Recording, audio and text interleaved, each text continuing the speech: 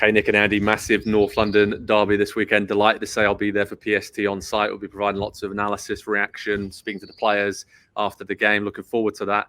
Obviously, massive, Nick, in terms of the title race for Arsenal. Top 4 for Tottenham. What are your initial thoughts on this huge? They're always huge, but this is a huge North London derby. Yeah, I mean, I just can't help thinking about the game, and I don't mean to wimp out on talking about Spurs and their goals and Arsenal and their goals, but this game just always brings such an intensity from the first whistle, and there's an argument to be made that it is the most consistently good rivalry game. I mean, it's not necessarily the best game, the number one you pick out of any derby in the world, but I can think of very few duds, whether it be because of clashing tackles or fiery personalities. And that's what I'm excited for this. I like the way Ange Postecoglou has really brought the mentality there. And I think he's built something that is going to recognize this game. And so often we hear him talking about performances and standards and what it means for the long term. But this is going to be one of those games where it's clear he cares about the short term, and I'm pumped for that. Me too. Andy, when it comes to Tottenham, I mean, spoilers, I guess, is the main word when we think about them. Is it, top 4 hopes are still alive, but is it also more important to Tottenham to stop Arsenal winning the title than getting in the Champions League themselves? I'm trying to work it out here, but any Tottenham fan I spoke to recently says, really don't want Arsenal to win this. Yeah, I mean, I think you have to agree with that because, I mean, one, Spurs have been there in Champions League previously, recently as well, and so it's not this crowning achievement. It's not going to be the thing that determines this was a successful season for Spurs. First season under Ange Postecoglou, whether they finish 4th or they finish 5th, which now looking like it's not going to be a Champions League spot, they could finish 6th as well, and I don't think any of that makes too much of a difference, and so it is Arsenal winning the title, not winning the title, that I think is the real driving force, the real motivator here for the game this weekend. But the thing is, Spurs don't have to beat them for them to not win the title, and so it would be the biggest of bonuses for Spurs to have that and to pick that up and just have that little card to play out there anytime the conversation comes up. Well, multiple seasons now, second place finishers. Yeah, you lost the title at Spurs, effectively. And just that little thing right there is what makes this rivalry so good, because it is close in proximity, because it's been around for so long, and because it's two clubs that they have big ambitions. They don't always have the right plan to get there, but they always dream big and they always go for it. And when you get two forces like that come together, it's always going to be explosive. And I think that's a big reason why this game always delivers. These clubs always find one another. They could be 8 spots apart in the league, and they will either play down or play up to one another when they meet on the field at the same time. And that's what makes it so entertaining. Yeah, and it's also, we saw this earlier this week, right, with Everton rising to the occasion to stop Liverpool looking like winning the title, and that was really interesting to see how they raised their game. And on Tottenham, Andy, I think they're 6 points behind Aston Villa, obviously 2 games in hand. How do you rate the top 4 situation, and would it be a disappointment if they don't finish in the top 4 now, given how they started the season? Well, by the way, real quick on that note there, as if Manchester City needed more help from everybody else in the league as well, Everton, enlisting Everton and Spurs to come and do their dirty work for them and hand them the title effectively. That would be fitting, I think. For 4th place, again, it's not the number one priority, and now the injuries, again, are starting to pile up a little bit for Spurs. Richarlison has been out, looking like he's going to be back for this weekend, but who knows how effective. Destiny Udogie is the big one, because it either means that Ben Davies is going to play out wide and be the one that overloads in the midfield. I don't love that against Arsenal, how quickly they play and how quick they change the point of attack. And I think he's going to struggle if it's him. Or it could be Emerson Royale, I guess, playing over on the opposite side and kind of the same thing. And so that's just, it's a squad that doesn't have the depth built up yet quite that Ange needs to have 2 players in every position. And then that will take a couple more transfer windows to get to that point. And so I don't expect them to catch Aston Villa. Aston Villa look to be finishing the season really, really strong at this point. And Spurs are kind of going the other direction. But on the whole of 38 games, that's kind of what you would have expected. You would have expected to have a down period, probably early in the season, and you would have expected to finish better at the end of the season. It was kind of flipped around, but it showed what the potential, I think, of Spurs under Ange is, and that should be enough to kind of overlook a bad month or two at the end of the season and go into the summer and next season with plenty of optimism.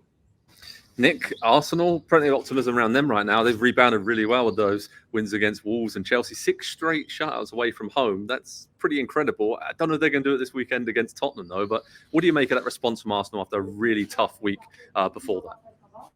I think they're a really good team that is rallying around themselves. And it is surprising and it's not surprising. It's completely valid and fair, and we saw it to judge whether there could be a big collapse.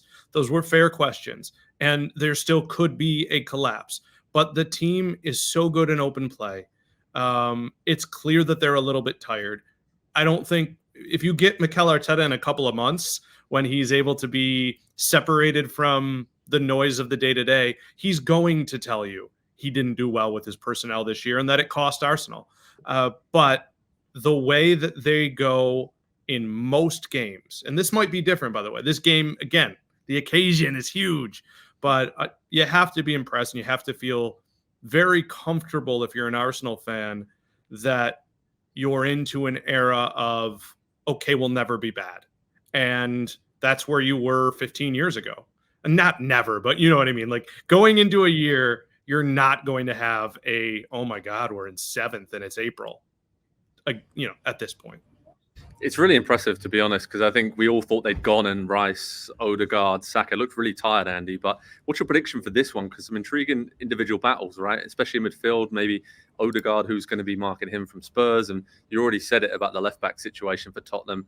Not ideal when you've got Saka in this kind of form and then Havertz popping up and drifting around and dragging defenders around. So feels like this matches up pretty well for Arsenal, but I remember the game earlier in the season.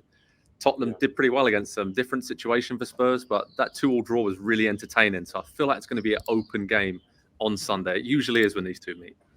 Yeah, the big advantage Spurs have going into this one is just the amount of time since they've played last. They looked horrendous, possibly the worst they've looked all season in that 4-0 loss to Newcastle, but they have had time to rest and recover a couple players back into the team and train. Meanwhile, Arsenal have played 3 games in that time. It's at this point of the season, they have very different stakes, and so they have very different demands of the two squads at this point. And so I think that does favor Spurs a little bit more. Certainly from the beginning of the game, I think they are the ones that look to come out quicker because they have that little extra push, I think, because of the rest. But man, it is tough to look at this Arsenal team and find, all right, Spurs are going to get at them here. They're gonna really take advantage of this because there aren't a ton of weaknesses. The depth has been an issue, but that's more of an issue over the course of weeks and months, not so much an individual game. And so I think Spurs get something out of it. Because they start quickly. And that would be a real reversal from what they've done over the last couple months, where they start quickly and they finish games well. But I think they're going to come out and really look to set the tone in this one, put Arsenal on the back foot. But I do think we see a good response from Arsenal to that. And so I think it will be a very lively and back and forth 1-1. Nick, what are you going with score prediction-wise, mate? I just don't know that Spurs will have the ability to limit the chances that they need to, because Arsenal does that, and they do that pretty well. And Arsenal's also been pretty darn good in getting set pieces in corners, and there are some real questions there with Spurs. I love Vicario, but I think he is the big question mark here. If he has a huge game or even a above average game, I think Spurs maybe win because it's at home.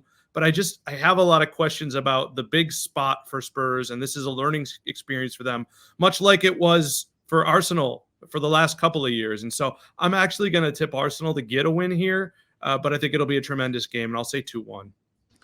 I'm going to say 3-1 Arsenal. I think in these big games this season, Tottenham are just in a bit too open, and I just don't see Arsenal giving up as many chances as they did maybe earlier in the season. I think David Raya's been excellent, settled in really nicely, and that defensive shield there and the 2 centre-backs been great for Arsenal. And I just think some of the injuries to Tottenham and maybe loss of form the last few weeks, they'll give it a good go. But I just fancy Arsenal to come out on top. So head over to Pro Soccer Talk on NBCSports.com. I'll be there in North London this weekend for Tottenham against Arsenal. Cannot wait for that one. Hi there, I'm Rebecca Lowe, studio host for NBC's coverage of the Premier League. Don't forget to hit subscribe to watch more videos all season long. And for even more Premier League content, from original series to live matches, head over to Peacock. And be sure to tune in for Premier League mornings every weekend on USA Network and on Peacock. We will see you there.